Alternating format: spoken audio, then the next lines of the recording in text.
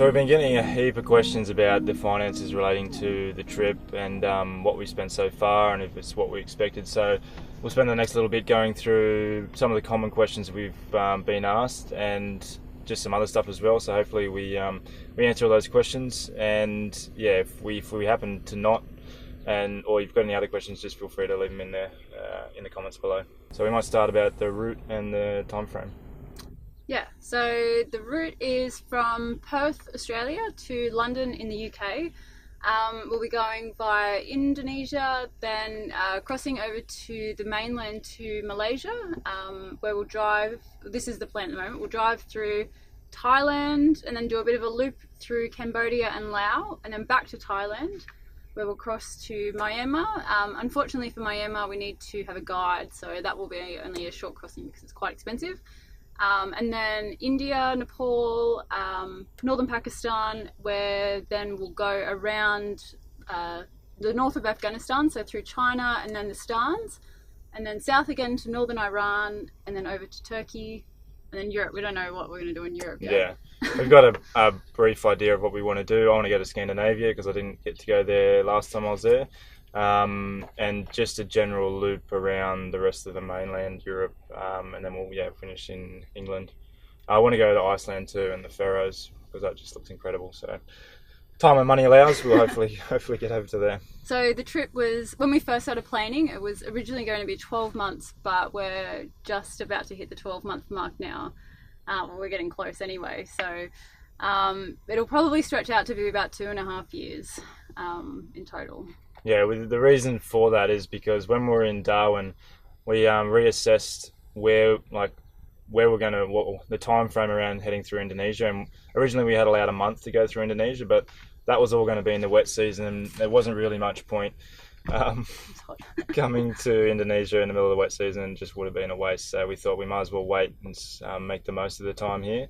So we've pushed through the wet season and we're out the other side of it now, and we're really glad we did, because if we had have rushed through it, we would have just missed so much stuff. So it's I think that was a really good choice, and we'll get into the living cost in Indonesia, but it hasn't been a big financial burden spending that extra time here. So yeah.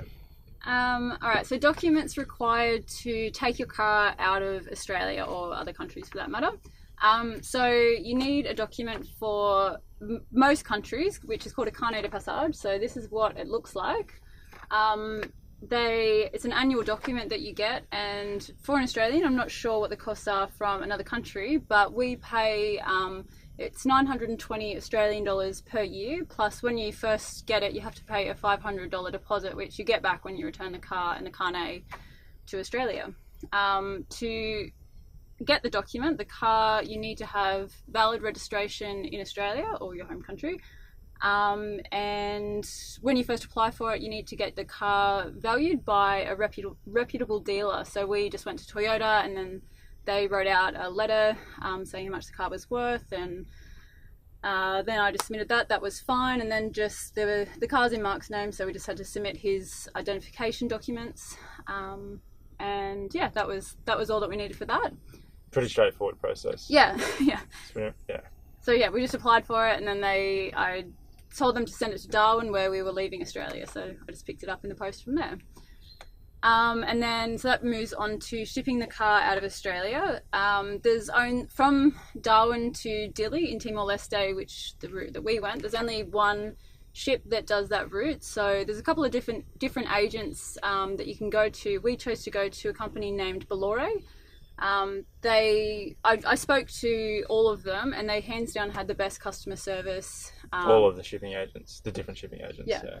So they were so on top of their customer service and answered all the questions which I had.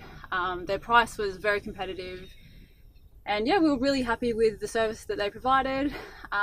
So all up, in Darwin we paid 2,855 Australian dollars, and then when we picked the car up in Dili, we had to pay further 225 US. Timor-Leste's currency is in US dollars, so it was 225 US. Timing, we were without the car for about 2 weeks, though the shipping actually only takes 2 days.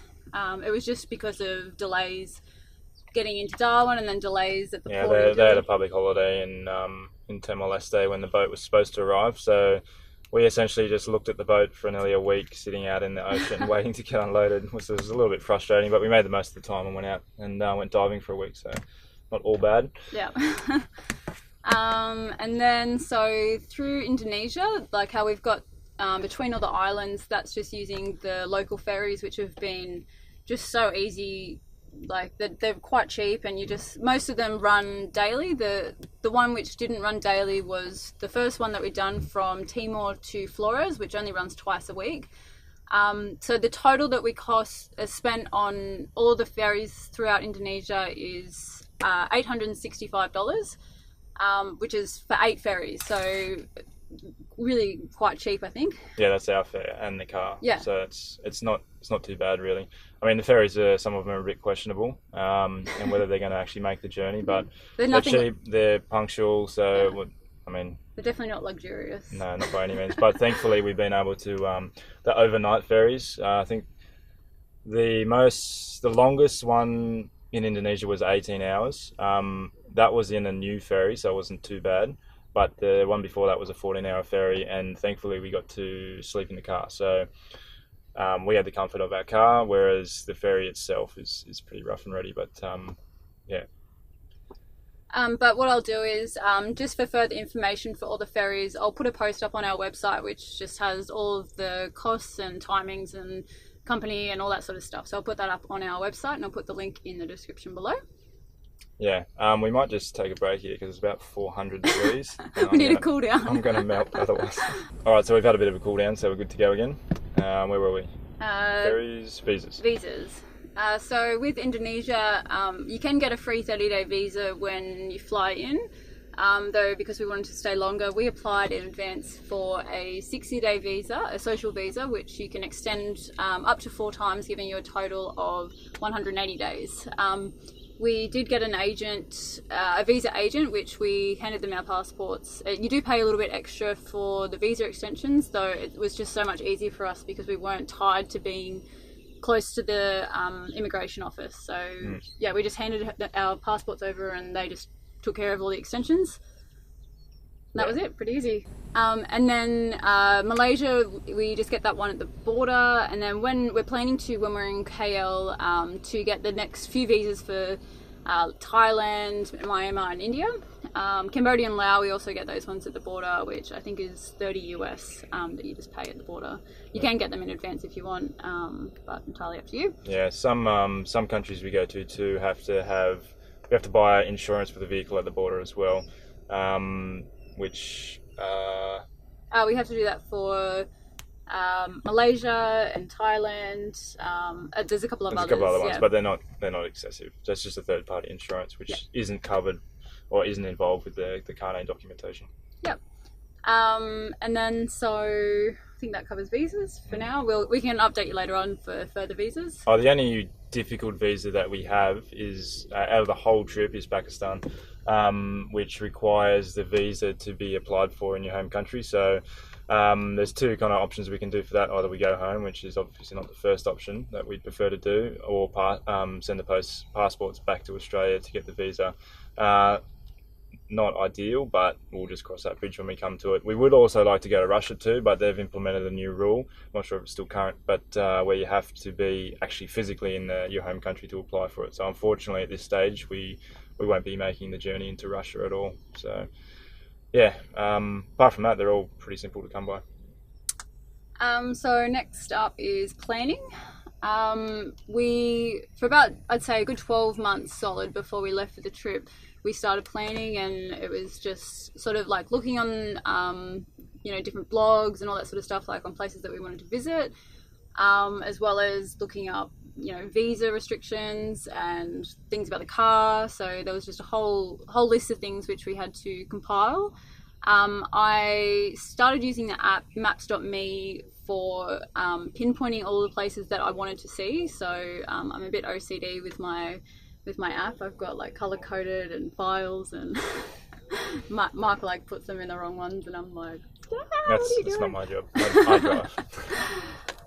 So that's been a great app. We just download the country which we're in, and they're pretty small files as well. So They don't take up. We've got an iPad, so it's really handy just to have that on hand. We also do have some paper maps, but we don't really refer to them. Yeah, they're a worst case scenario backup. Yeah. But we haven't really needed them yet, thankfully. And so there's that, and then also like when we were planning, it was also a matter of looking up the different seasons, so that we weren't like going in somewhere like in the middle of a monsoon or something like that. Obviously, like there's some sections of the route which is not actually physically passable due to seasonal conditions, like the north of India, where they just shut the passes through the winter. So we have to kind of coordinate where we're going to be to tie in with those, and if there's an alternate route. As I said, in northern India, the alternative is to go through southern Pakistan instead of through the north. We'd prefer in that instance to go through the north, so we can go through the Stan. So we'll just play things by ear, and might mean we have to spend a bit more time in India, but that mightn't be a bad thing. Yeah, and we've sort of like, as much as like we've planned on all the places that we want to visit, there's constantly people like saying, you know, you should go here, you should go there. So our plan sort of changes quite a lot anyway. So it's because it's still so far away, it's kind of hard to predict like how we're going to be feeling about a certain place or like. And there's so many places to go and see too, that if we went to like everyone that everywhere someone said to go to in Indonesia, we'd be in Indonesia for another 2 years. Yeah. Unfortunately, some of those spots are actually really beautiful places, like Raja Ampat, which would have been amazing. A bit difficult to take the car there. Even Sulawesi, which you could take the car to, but again, it's just a matter of time. Our visas were coming to an end, so we need to get out of here and keep moving. And explore other countries. So we can go back there at a later time. Yeah. Good excuse. Yeah. And then so another big question that people ask us about is our budget. So we've sort of budgeted $75 a day, which is broken up into $25 for food, $25 for fuel, and $25 for other. Now, some days we don't go anywhere near that budget, but that's made up entirely like on other days or weeks where we have things like registration, which we actually had to pay yesterday, like the carne and shipping and ferries and all that sort of stuff. So it does sort of balance itself out. Balance itself out. And that figures come from, without scrutinising day by day what the potential costs were going to be over the extent of the trip, we did a research on each country on estimated costs for those three kind of items: food, fuel, and just any miscellaneous costs there could be over the duration of the trip, just roughly, and then worked backwards to see where we could be financially and roughly what it was going to cost a day. So we could spend months like getting exact numbers on what we're going to spend each day, but you're never going to know. Things come and go. So we just roughly thought $75 a day works for our situation, and should be sufficient for the majority of the countries for things like food and fuel. And as Joey said, it kind of balances out the other things too when we're not spending that. And then so also like there's some weeks too where we might want to do an activity that costs a bit more money, like scuba diving or something like that. Yeah. But as far as like food and stuff like that goes, like with our budget in Australia, I sort of budgeted like $100 to $120 a week for groceries, and we cooked 100% of our meals. We never ate out because it was just like too expensive.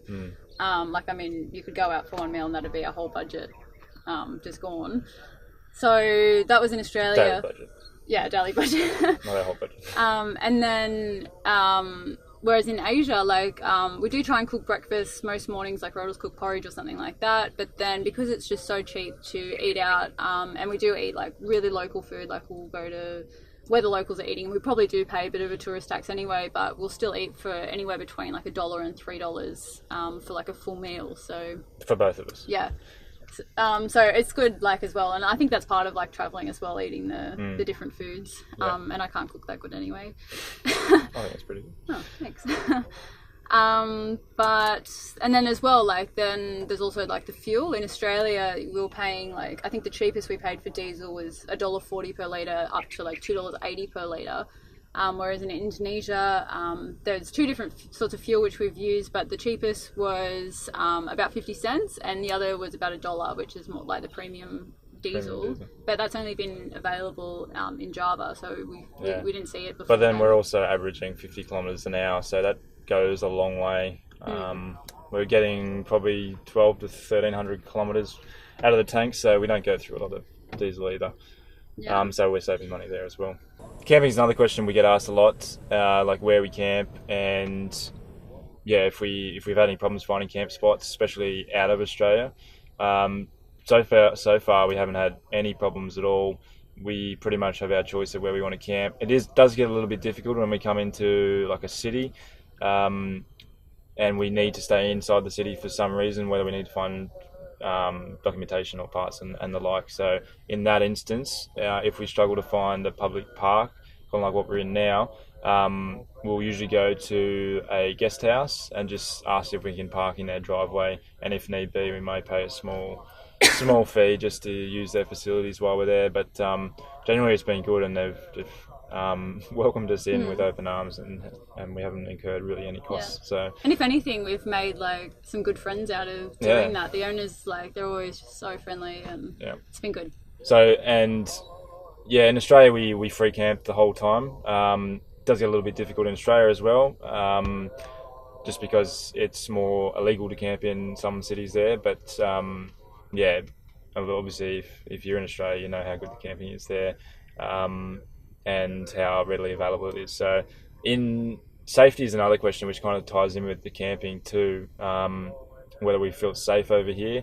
Funny, the locals here always think that the next place you're going to go to is quite dangerous and you shouldn't camp there, but be careful. Yeah, we've had nothing but good experiences in all the next places. Obviously, you need to keep your head screwed on and make sure you're in a reasonably safe spot when night falls. But yeah, we felt safer most of the time here than some spots we camped in Australia, which has been really good. Yeah. Safety wise, as in defensive sort of situations, we don't particularly want to carry weapons, because it kind of we'd prefer a sort of a non-violent approach if someone approached us in those situations. But if it came to it, we've got some pepper spray and some blades, but I don't really want to even think about using those. But yeah, camping's just been like, I suppose in Indonesia, like there's so many beaches and stuff that like if you want to just like, if you want to, you can just go and pay like even just their daily parking, which you'd pay if you just went to the beach anyway. Which is usually $1. Yeah, and then other than that, like we've also used Google Earth just on like the Maps app. But with the parking as well for $1, there's usually someone sitting there 24 hours anyway, so most of the time you get some security there for the period we stay anyway, so it's $1 well spent. And then for water as well, like it's pretty easy, I suppose. There's just the little shops on the side of the road in all throughout Indonesia, like they're everywhere. Yeah, because the drinking water is obviously no good, so we have to buy the water. Thankfully, the locals don't drink the tap water, mainly because there's not a lot of tap water anyway. But they all drink what they call a gallon, which is actually 4 gallons, so about 19-20 litres. And they're everywhere. So they cost, the cheapest I've got one for was 8,000 rupiah, and then the most I think I paid was 20,000. So anywhere between like 80 cents to $2 for one of the big blue bottles. So we just put those straight into our water tank, and they, like with a full tank, we usually get about a week or so out of the full tank, and that then that water is filtered, but then that runs through our filters as well. So yeah, no problems. Yep. So as well, for what phones we're using and like SIM cards and stuff like that. So we've just both got our iPhones, which we had in Australia. The plans were finished, so we could just put any SIM card in them, and we've just picked up local SIM cards, which they're not too expensive at all. I think like we usually pay about $10 for, I think we get about 10 gig. Yeah. Something, and we just get the internet packages. We just use WhatsApp. Yeah. For calling, for communication, and then we also have we use those for the Google Maps and just research and stuff for where we're going next, and the coverage has been pretty good. Yeah, it's been pretty good. It's 4G most of the places. In Australia, we use Telstra just because of where we're travelling. Although most of the times you didn't even have coverage anyway. Yeah, where we went, there wasn't much coverage anyway. So we have a sat phone as well, which just grab it. Which is actually, it's a good one because it uses It's a Thuraya. It's called a SAT sleeve, and you just put your iPhone into it.